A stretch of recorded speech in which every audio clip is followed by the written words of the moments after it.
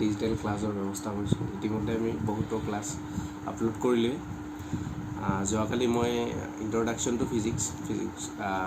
ছায়েন্সৰ ওপৰত ফিজিক্সৰ ওপৰত কিছু কথা কৈছোঁ ভাল লাগিছে তোমালোকৰ ৰেছপন্স চাই আগলৈকে ৰেছপন্স কৰি থাকিবা আজি আমি ফিজিক্সৰ ভিতৰলৈ সোমাই যাম ফিজিক্সত কি আছে কি নাই কি আলোচনা ফিজিক্সৰ বিষয়ে কিছু কথা আমি আলোচনা কৰিম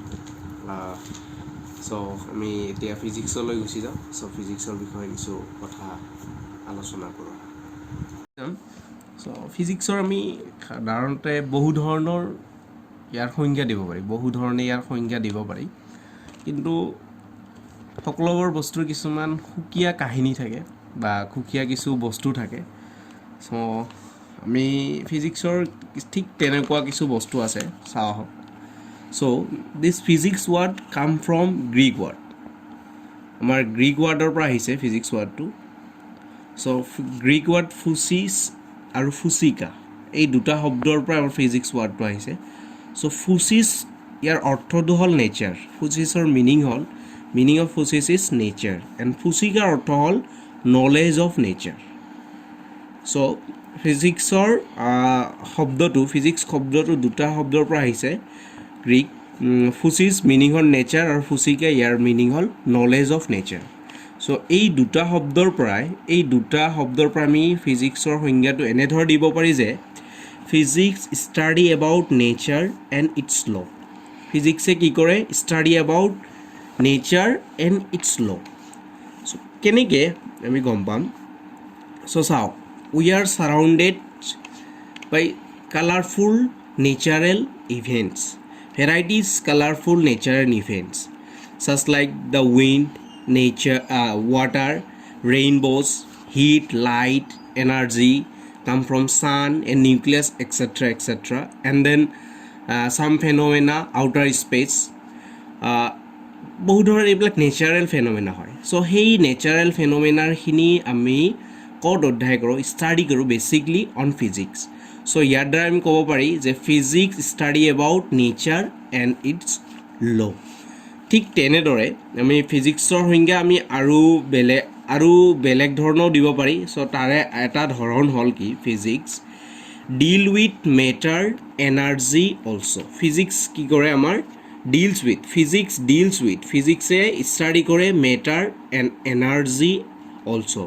ফিজিক্সে নেচাৰেল ফেনমেনাও ডিল কৰাৰ লগতে ফিজিক্সে কি কৰে মেটাৰ আৰু এনাৰ্জিৰ ওপৰতো কি কৰে ডিলছ কৰে এতিয়া কথাটো হ'ল কি ফিজিক্স যিহেতু মেটাৰ আৰু এনাৰ্জিৰ ওপৰত মেটাৰ কি হয় আমি এতিয়া জানিম something which possesses weight and occupies space is called matter something which possesses weight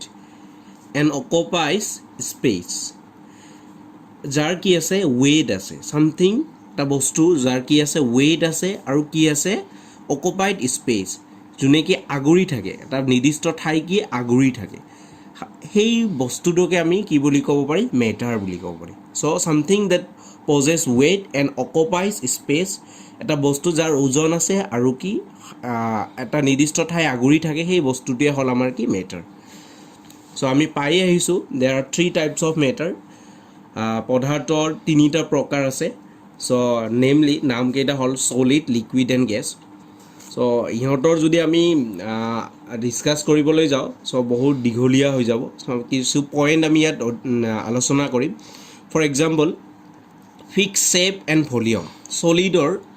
fix shape and volume সলিডৰ কি হৈ আছে fix shape and volume solid এটাৰ কি ফিক্স শ্বেপ মানে ইয়াৰ নিৰ্দিষ্ট এটা আকৃতি আছে আৰু ইয়াৰ ভলিউমটো সদায় কি হৈছে ফিক্স হৈ আছে চেঞ্জ নহয় ফৰ এক্সাম্পল এই বস্তুটো লৈছোঁ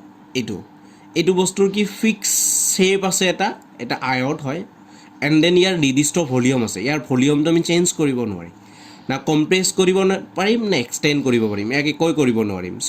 this is one kind of solid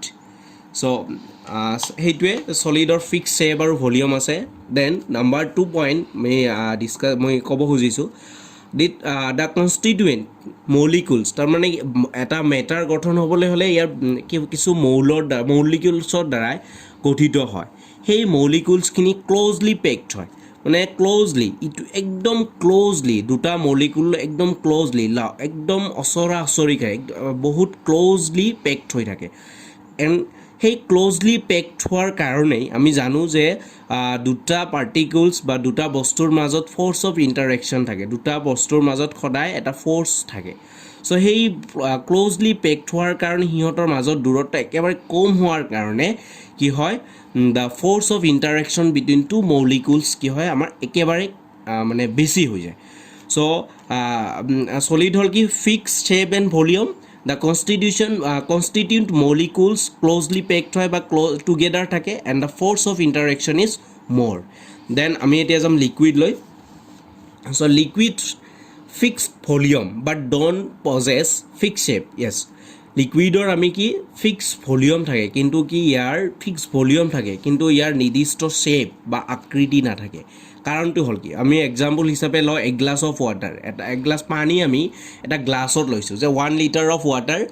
আমি এটা গ্লাছত লৈছোঁ এই গ্লাছটোৰ এটা ভলিউম পাম সেই পানীখিনি আমি গ্লাছত যদি লওঁ তাৰ এটা ভলিউম পাম সেই একেখিনি পানী সেই 1 লিটাৰ পানী আমি যদি বেলেগ এটা পাত্ৰত লৈ লওঁ তাৰ কিন্তু কি বেলেগ এটা পাত্ৰত লৈ লওঁ কি হ'ব তাৰ ভলিউমটো ছেম হ'ব আমাৰ তাৰ যিটো আয়তন পাম ভলিউম পাম সেইটো আমাৰ কি হ'ব ছেম হ'ব কিন্তু আকৃতিটো বেলেগ হৈ যাব বিকজ অফ দ্য পাত্ৰ মানে বস্তুটোৰ কাৰণে যে শ্বেপ বস্তুটোৰ শ্বেপৰ কাৰণে তাৰ পানীখিনি শ্বেপো বেলেগ হৈ যায় চ' আমি ক'ব পাৰি যে ভলিউম ছেম বাট শ্বেপটো আমাৰ ছেম নাথাকে এণ্ড ছেকেণ্ড হ'ল কনষ্টিটিউট মলিকুলছ মানে জীৱৰ গঠন মলিকুলছ যিটো জীৱৰ মলিকুলৰ দ্বাৰা গঠিত হৈছে সেই মলিকুলছটো নট ক্ল'জ ইমান এটা ক্ল'জ নহয় এজ কম্পেয়াৰ টু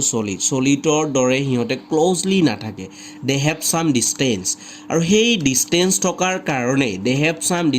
সেই ডিষ্টেঞ্চ থকাৰ কাৰণেই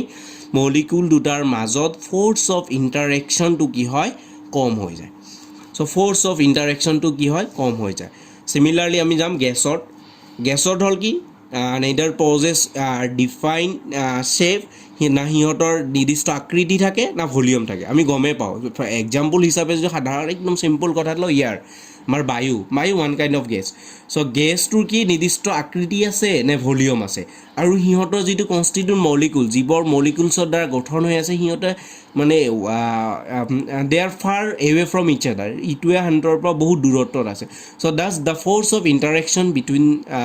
the molecules is negligible as compare to solid and liquid so এইটো হ'ল আমাৰ গেছ so আমি জানো physics also deals with energy nothing energy ক'ব আমি জানোৱেই so this basically defined as capacity of doing work মানে কাম কৰিব পৰা সমৰ্থকে আমি কি বুলি কওঁ এনাৰ্জি মানে আমাৰ কিমানখিনি কাম কৰিব পৰা সমৰ্থ আছে সেইটোৱে হ'ল আমাৰ এনাৰ্জি so for example এটা বস্তু গধুৰ বস্তু এটা কঢ়িয়াই ল'বলৈ এঠাইৰ পৰা আন ঠাইলৈ লৈ যাব লাগে আমি সেই বস্তুটো কঢ়িয়াই ল'বলৈ যিমান দূৰ লৈ যাব পাৰিছোঁ যে এটা নিৰ্দিষ্ট দূৰত্ব লৈ আহিছোঁ সেই দূৰত্বটো লৈ যাবলৈ যিমানখিনি আমাৰ সমৰ্থ থাকিব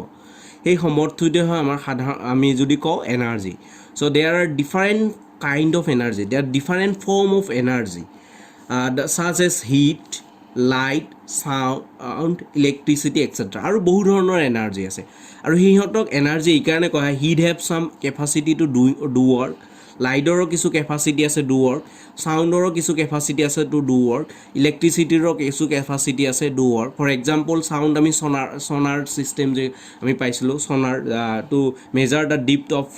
ৱাটাৰ সেইটো ক্ষেত্ৰত আমি সাউণ্ড ইউজ কৰোঁ ঠিক তেনেদৰে heat also' use in the vehicles in the form of energy so' এইবিলাক বিভিন্ন ধৰণৰ উদাহৰণ আছে চ' এইবিলাকক এইকাৰণে এনাৰ্জি বুলি কোৱা হয় because they have some capacity of doing work so' আমাৰ ফিজিক্সৰ আৰু বহুতো কথা ডিল কৰে আমি এইখিনিয়ে ক'লোঁ চ' প্ৰথমটো হ'ল কি physics deals with nature and its laws ফিজিক্সে কি কৰে নেচাৰ আৰু ইয়াৰ ল'সমূহৰ ওপৰত ডিল কৰে ষ্টাডি কৰে then আমি ক'লো যে physics deals with matter and energy so there are three type of matters solid liquid and gas and energy the capacity of doing work so different form of energy so এইবিলাকৰ ওপৰত physics ডিল কৰে so এইখিনিয়ে মই ফিজিক্সৰ বিষয়ে ক'লোঁ আজি চ' তোমালোকে জানে কম বেছি জাষ্ট মই পুনৰাই শুধৰাই দিলোঁ অলপ মনত পেলাই দিলোঁ চ' দিছ মাছ ফৰ টুডে আজিৰ কাৰণে এইখিনিয়ে যদি কিবা সুধিব লগা আছে আমাক জনাব কমেণ্ট নহ'লে আমাৰ ফোন নম্বৰ আছেই যোগাযোগ কৰিব চ' এইখিনিয়ে টেক কেয়াৰ থেংক ইউ